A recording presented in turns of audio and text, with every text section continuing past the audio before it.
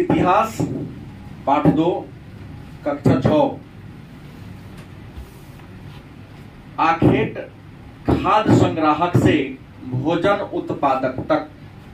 तो सबसे पहले जान ले कि आखेट का मतलब होता है शिकार। खाद्य संग्राहक मतलब भोजन को इकट्ठा करना, संग्रह करना या एकत्रित करना। भोजन को एकत्रित करने से लेकर भोजन को उत्पादन करने तक, बनाने तक के बारे में इस पाठ में हम सबको पढ़ना है। अगर देखा जाए तो अगर बड़ा बच्चा को इस टॉपिक को समझाना होगा तो समझाने का तरीका अलग होगा।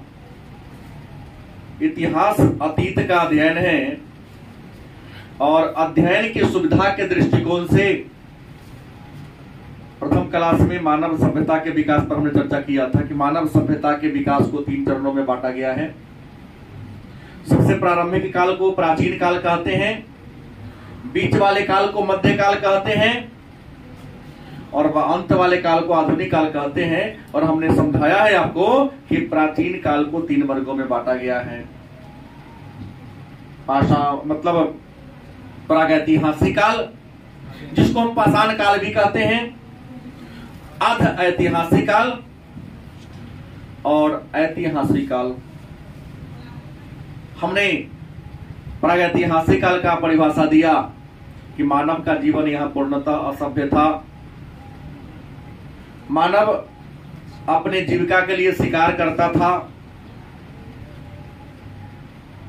कई बार जंगल के कंदमूल इकट्ठा करके भोजन के रूप में शिकार करता था। लिपि का विकास नहीं हुआ था, लोग पढ़ा लिखा नहीं था। पुरातत्व के आधार पर, अनुमान के आधार पर प्रागैतिहासिक काल के बारे में हम जानकारी हासिल करते हैं। बीच वाला जो काल आया आदि इतिहास, पढ़ा चुका हूं कि मानव जीवन का वह काल जिसमें लिपि का विकास हो चुका था, इंसान पहले से थोड़ा सभ्य बन चुका था, लेखन कला थी, लेकिन उसका लेखनी आज तक हम सबको पढ़ने में सफलता हासिल नहीं किया है। और ऐतिहासिक काल जब इंसान ज्यादा सभ्य हो चुका था, अस्थायी उसका जीवन हो चुका था, शिकारी वाला व्यवसाय को छोड़ दिया था, खेतीबाड़ी करना शुरू कर दिया था, मतलब अनाज का उत्पादन करना शुरू कर दिया था। लिपि विकसित थी, पढ़ना लिखना जानता था, उसके लिपि को हम पढ़ने में सक्षम हैं। पुनः खाद्य संग्राहक से उत्पादक की ओर आएंगे तो हमने कहा पाषाण काल के जो लोग थे अपने जीवन की सभी जरूरतों को पूरा करने के लिए पत्थर पर निर्भर थे। याद होगा, पत्थर के हथियार, पत्थर के औजार या पत्थर के उपकरण का प्रयोग करते थे। प्रारंभ में जो पत्थर का उपकरण होगा, औजार होगा, फोथरा, बेडौल रहा होगा, लेकिन जैसे जैसे मानव के ज्ञान में वृद्धि हुई होगी उसके औजार या हथियार विकसित हुआ होगा। तो पत्थर के औजार के आधार पर प्रागैतिहासिक काल को 3 भागों में हमने बांटा था। याद होगा, पूर्व पाषाण काल, मध्य पाषाण काल, नव पाषाण काल। पूर्व मतलब होता है पहले का, माने पत्थर का काल था, लेकिन शुरू वाला काल, पत्थर के काल में भी शुरू वाला पत्थर का काल, जब इंसान पूर्णतः सभ्य था।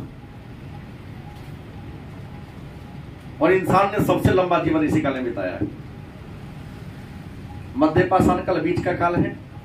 नव पाषाण काल जीवन का विकास का काल है, जहां इंसान अस्थायी रूप से बढ़ना शुरू कर दिया।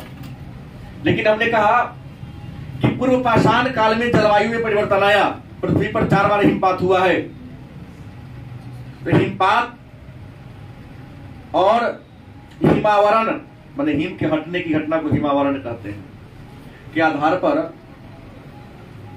पूरा पाषाण काल को 3 भागों में बांट दिया। पूर्व पूरा पाषाण काल, नव पूरा पाषाण काल, मध्य पूरा पाषाण काल और उच्च या उत्तर पूरा पाषाण काल। इसके बारे में चर्चा हम लोगों ने प्रथम क्लास में ही किया था। तो ये जो काल था, तो पहले के मानव माने प्रागैतिहासिक काल के मानव क्या थे? खाद्य संग्राहक थे। भोजन को संग्रह करने के लिए एक जंगल से दूसरे जंगल में, एक क्षेत्र से दूसरे क्षेत्र में भटकता था, जब तक किसी क्षेत्र में उसके खाने के लायक कंदमूल या जंगली पशु मिलता था, उस जंगल में रहता। जब जंगली पशु वहां से घट जाता या इस सब के डर से भाग जाता, तब पशु का पीछे पीछे ही लोग भी भाग लेता था। गलत कि सही? तो क्या था? भोजन की तलाश में यत्र तत्र भटकना खाद्य संग्रहण कहलाता है। लेकिन बाद में इन लोगों ने अनुभव किया, बाद में इन लोगों ने क्या किया? अनुभव किया कि भाई कब तक भागते रहेंगे। जैसे अभी आप लोगों में अस्थायित्व नहीं है कि है नहीं है, लेकिन मैं बता रहा हूं अगले 2 वर्षों में तुम्हारे अंदर इस बात का विकास हो जाएगा।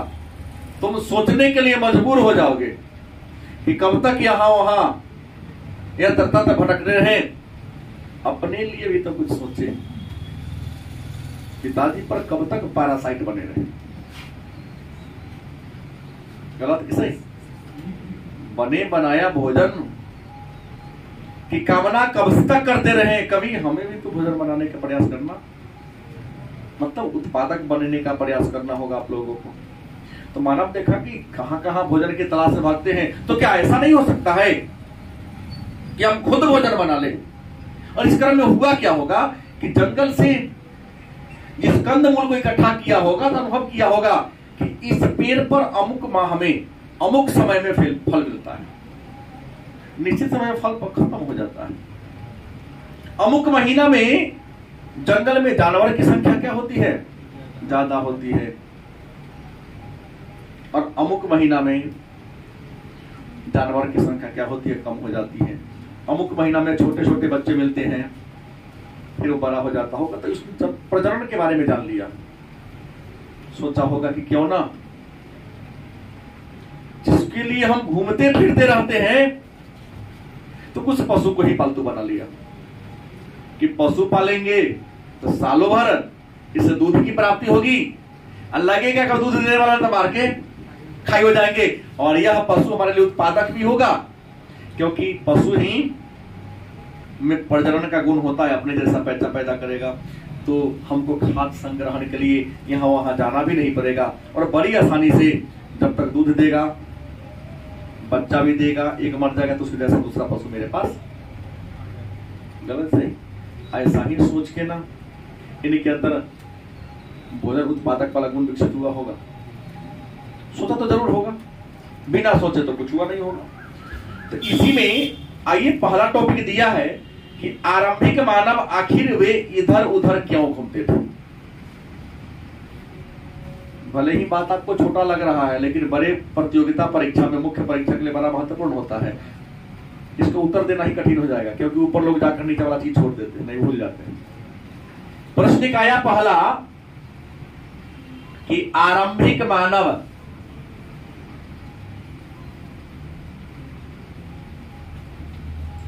इधर उधर क्यों घूमते थे। इधर उधर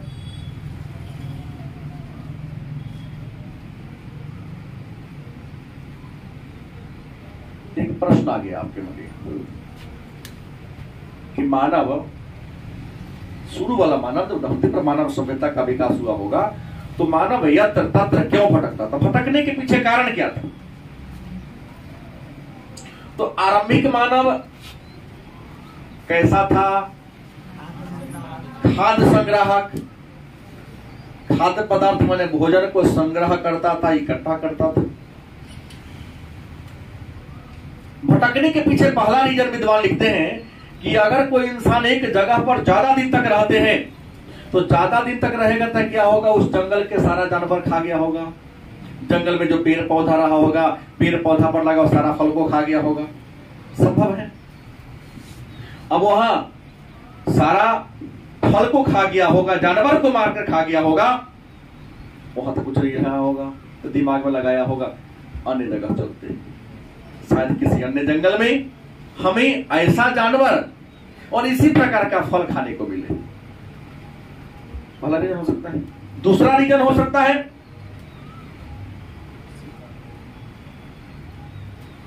कि देखा होगा कि जब हम इस जंगल में आए होंगे तो जंगल में हरा भरा रहा होगा, पेड़ पौधा छोटा छोटा, और जानते हैं कि हिरण और कुछ जो शाकाहारी जीव होते हैं, खरगोश शाकाहारी जीव होते हैं जो पत्ती उत्ती को खाता है। गलत सही तलाश किया होगा ऐसे हरियाली क्षेत्र की ओर चले जहां शाकाहारी जीव माने घास खाने वाला जीव मिलेगा, वहां गया होगा। या भी हो सकता है कि जिस जंगल में रहा होगा उस जंगल का सारा पेड़ पौधा खत्म हो गया होगा, सूख गया होगा, तो उसमें जो शाकाहारी जीव रहे होंगे भोजन की तरह से वो जानवर ही भाग गया होगा, उस जानवर के पीछे पीछे इस जंगल को छोड़कर वो भी दूसरे जंगल में गया होगा। तीसरा कारण, कोई भी पेड़ हो, अमरूद हो, आम हो, कटहल हो, बरहर हो, बैर हो, पपीता हो, केला हो, क्या 12 महीना फल देता रहता है? कुछ खास मौसम में। तो इस लोग अनुमान लगा लिया होगा कि अमुक जंगल में जाते हैं तो अमुक माह में, अमुक समय में हमको फल मिलता है, और अमुक जंगल में, किसी अन्य जंगल में हमको अलग महीना में फल मिलता है। ऐसा निशाना क्या कर लिया होगा, बना लिया होगा, और बनाने का परिणाम क्या हुआ होगा कि जहां जहां उसे कंदमूल मिला होगा वहां गया होगा।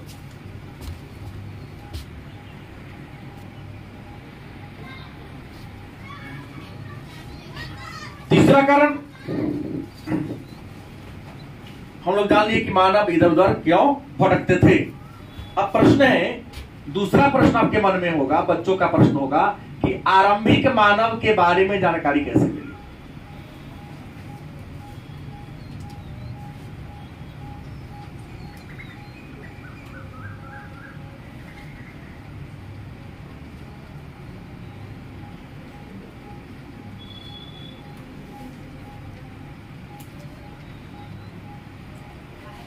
शुरू में मानव था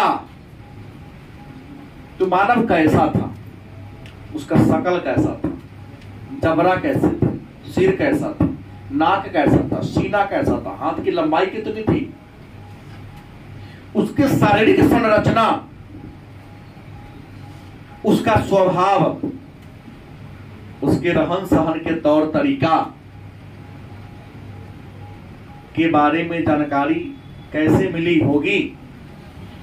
विद्वानों का यह प्रश्न है। तो आरंभिक मानव के बारे में जानकारी प्राप्त करने का एक ही स्रोत है, उस स्रोत का नाम है पुरातत्व। क्योंकि आरंभिक मानव पढ़ा लिखा नहीं था, बाद के मानव ने पढ़ा भी तो उसका लिपि हमसे पढ़ाया नहीं। तो आरंभिक मानव के बारे में जानकारी प्राप्त करने का एक ही स्रोत है, एक ही साधन है, और साधन क्या है? पुरातत्व। अब सवाल है कि भाई पुरातत्व होता क्या है? पुरातत्व होता क्या है, पुरातत्व कहते किसे हैं? तो आप लोग तो 12वीं पास हैं, छोटा के रेहान के लिए बोल दे रहा हूं कि धरती की जब हम खुदाई करते हैं, धरती की क्या करते हैं? खुदाई करते हैं। तो धरती की खुदाई करते हैं तो धरती के अंदर से कुछ न कुछ सामान हमें मिलता है। कभी कोरे हो धरती को, भूमि को खुरपी से, कोदारी से? कभी नहीं। देर में इसको दबे क्या करेगा? आलू नहीं लेना है, आलू पुरातत्व नहीं है। हाँ, अजय भैया के चक्कर में मत रहना। सुजीत बोला है, धरती की खुदाई करते हैं। तो धरती की खुदाई करोगे तो धरती के अंदर से क्या मिलेगा? हड्डी मिलेगा, लकड़ी मिलेगा, सिथुआ मिलेगा, कोई धातु मिलेगा, कुछ भी मिल सकता है। तो धरती की खुदाई करने से जो पुराना क्या मिलता है? ये नहीं कि आलू रुपये खन लिए, पुरातत्व तो नहीं होगा। अलुआ रुपये खन लिए, पुरातत्व तो नहीं होगा। जो बहुत दिन हमने यूज किया उसको फेंक दिया, वर्षों का हो। तो धरती की खुदाई करने से जो पुराना सामान हमें मिलता है उसी पुराना सामान को पुरातत्व, इसमें हड्डी आ सकता है, बर्तन आ सकता है, सिक्का आ सकता है। प्रारंभ के मानव जो वस्त्र का प्रयोग किया होगा, भले ही सारा ही मिला हो, अनाज का दाना मिला हो, वह भी पुरातत्व का उदाहरण, उसके द्वारा युद्ध किए गए औजार हो सकता है। किताब मत दीजिएगा, क्योंकि किताब पुरातत्व की श्रेणी में नहीं आता है, मिट्टी के नीचे रहेगा तो गलुल के बराबर हो जाएगा। इसलिए कई बार आता है कि इसमें कौन पुरातत्व नहीं है, उदाहरण दिया था महाकाव्य, नहीं चलेगा वो साहित्यिक स्रोत हो गया ना। तो आरंभिक मानव के बारे में जानकारी प्राप्त करने का स्रोत क्या है, और पुरातत्व के उदाहरण क्या हो सकते हैं? हड्डी हो सकते हैं, सिक्का हो सकते हैं, मिट्टी के बर्तन हो सकते हैं, उसके द्वारा बनाया गया औजार हो सकता है। अब प्रश्न है, निवास क्षेत्र, आरंभिक मानव निवास कहां किया होगा, रहा कहां होगा, क्या जी? और निवास क्षेत्र का निर्धारण कैसे करते हैं? तो मानव के निवास क्षेत्र को तय करने का सबसे आसान तरीका यह है कि आरंभिक मानव की जरूरत क्या थी। नहीं, वर्तमान मानव की अनेक सारी जरूरतें हैं, लेकिन आरंभिक मानव की एकमात्र जरूरत थी, वह जरूरत थी भोजन और पानी। अभी तो मानव की मूलभूत आवश्यकता कहा जाए, भोजन, वस्त्र, आवास, स्वास्थ्य, शिक्षा, मोबाइल आ गया है, अनंत है, कहा नहीं जा सकता है। लेकिन आदि मानव की कहा जाए तो आदि मानव की मूल आवश्यकता थी भोजन और पानी, आवास की कोई जरूरत। उसे जहां भोजन मिलता वहीं पर ठिकाना बना था, करोड़वा की तरह। वो भोजन के लिए अपना डेरा डालता है। हाँ, अलग बात है कि भोजन तो मिल जाएगा, तो जहां पोखरा, देखिए करोड़वा सबको, जहां पोखरा नाला नली होगा वहां बगल में डेरा बनाता है। भागेगा तो रेलवे स्टेशन में बनाएगा, क्यों? क्योंकि सरकारी कल तो होबे करेगा, अन्य चीज मिले या ना मिले, भारत सरकार के द्वारा बनवाएगा हैंडपंप, तो होगा वहां, बड़ी आसानी से पानी पीने के लिए मिल जाएगा। और अगल बगल मोहल्ला में तो चावल दाल मिल ही जाता है।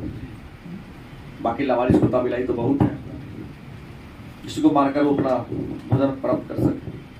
तो निवास क्षेत्र के लिए किसे चुना? तो नदी घाटी को चुना, जंगल क्षेत्र को चुना, पहाड़ी इलाका को चुना। निवास क्षेत्र में नदी घाटी, गुफा, घना जंगल, गलत सही? नदी घाटी क्यों चुना? क्योंकि पानी पी लेता, अगर जंगल में शिकार ना मिलता मछली मार के खा लेता, क्योंकि नदी में भी मछली मिल जाती थी। गुफा में क्यों? तो कई बार जिस जानवर को तुम शिकार करने जा रहे हो, कई बार वही जानवर इसको भी शिकार कर लेता था, तो गुफा में बैठ जाता था, गुफा के गेट पर आग जला देता था। आग से इसको ठंडी से भी राहत मिलती थी, और हिंसक जानवर भी आग से डरते थे, तो इसके जीवन की रक्षा भी। घना जंगल में इसलिए कि घना जंगल में कंदमूल मिल जाता था, और शिकार भी इसको बड़ी आसानी से मिल जाता था। अब आग की खोज कैसे हुई होगी? चौथा टॉपिक देता है, किसकी खोज? आग की खोज। मानव ने अगर सबसे पहले किसी चीज की खोज किया तो वह था आग। आग से पहले इंसान ने कुछ नहीं खोजा था, क्या जी? मानव का सबसे पहला इन्वेंशन अगर कुछ था तो क्या था? आग। प्रश्न तो आग की खोज कैसे हुई होगी? तो आग की खोज के बारे में एक लंबी कथा कहती है कि पहले तो जंगल पृथ्वी पर ज्यादा था, जंगल में बहुत सारे पेड़ होते हैं, हवाएं चलती हैं, तो पेड़ की टहनियां, वृक्ष की टहनियां आपस में रगड़ खाती हैं। रगड़ना अंग्रेजी में आप लोग कहते हैं फ्रिक्शन, घर्षण, और घर्षण से उष्मा की उत्पत्ति होती है, वही उष्मा आग का रूप धारण कर लेता है। गलत कि सही?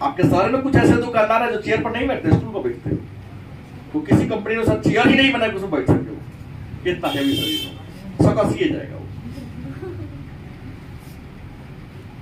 तो बड़े काल का गणना करने के लिए यूरेनियम डेटिविटी का क्या करते हैं, हम प्रयोग करते हैं। क्योंकि तो समय में बदलाव कैसे कर लिया, पता लगा लिया कि फलाना काल फलाना था, ये काल ऐसा था, तो जलवायु परिवर्तन। कौन?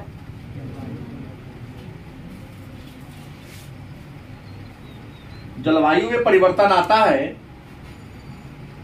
तो लोगों के रंग रूप, जैसे गर्मी के दिनों में आप लोग देखते हैं कड़िया हो जाते हैं, और ठंडी में देखा चमड़ी का रंग सुंदर हो जाता है। गलत कि सही?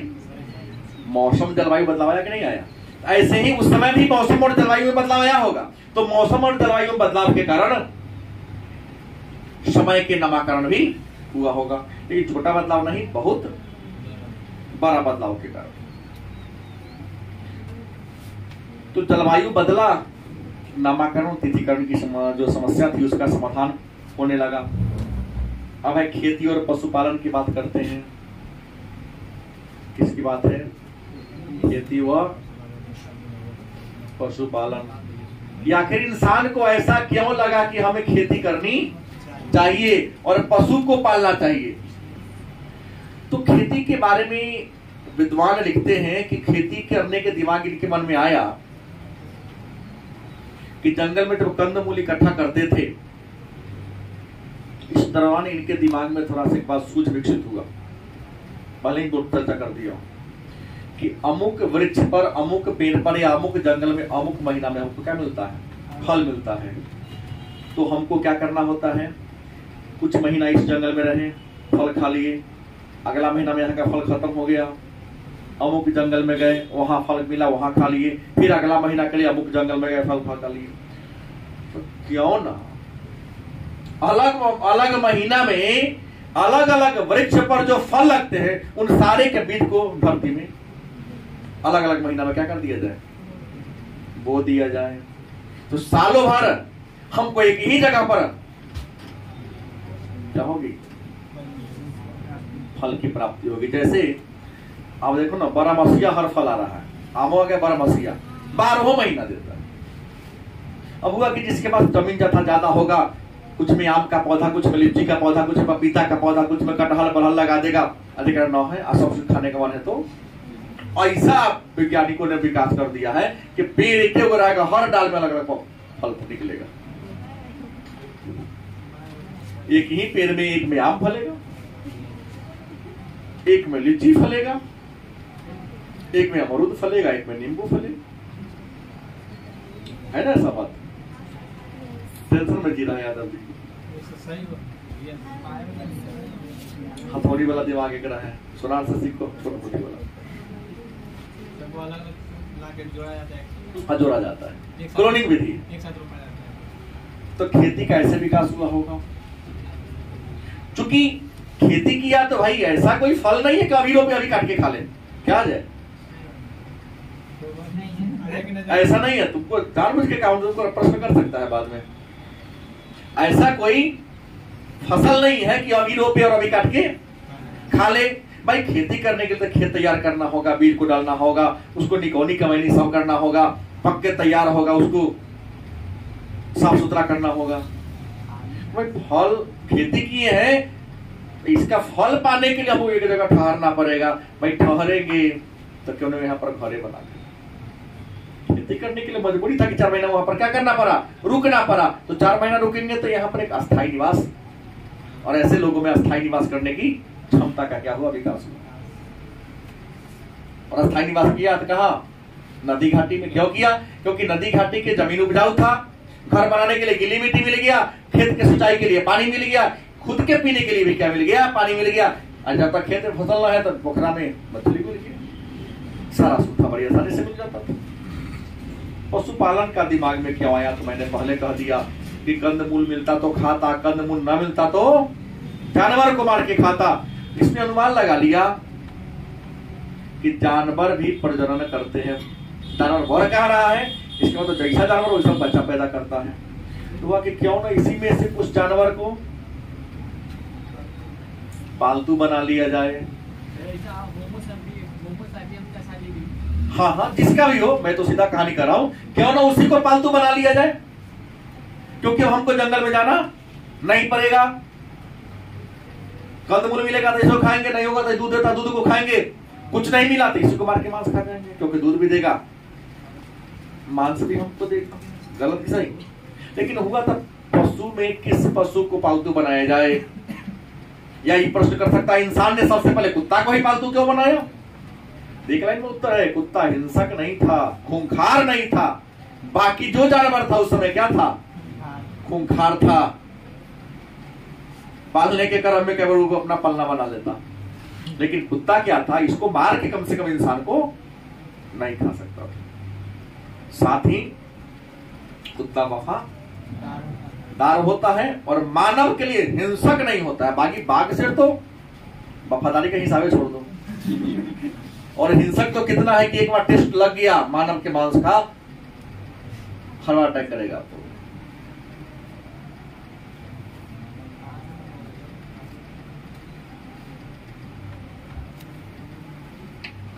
तो ये था आपका पाठ संख्या कौन? दो था। और लेकिन मैंने कहा घर बना के लगा, लेकिन कहीं कहीं जम्मू कश्मीर में गर्तवास का प्रमाण मिला है। क्या मिला है? मैंने गहरा में लोग बुर्ज होम जो जम्मू कश्मीर में पड़ता, वहां पर गहिरा में लोग घर बना के रहता था। और पहले के लोगों में भी आत्मा और परमात्मा में विश्वास था। तो कई जगह से ऐसा प्रमाण मिला है कि जब इंसान मर जाता था उसके अगल बगल में बकरी को दफना दिया जाता था। वो इसको ऐसा माना था कि मरेगा तो भोजन भूख लगेगा तो बकरी को क्या करेगा। कई जगह ऐसा प्रमाण मिला है। तो ये था पाठ आपका 2, जिसका नाम था आखेट खाद्य संग्राहक से भोजन उत्पादक।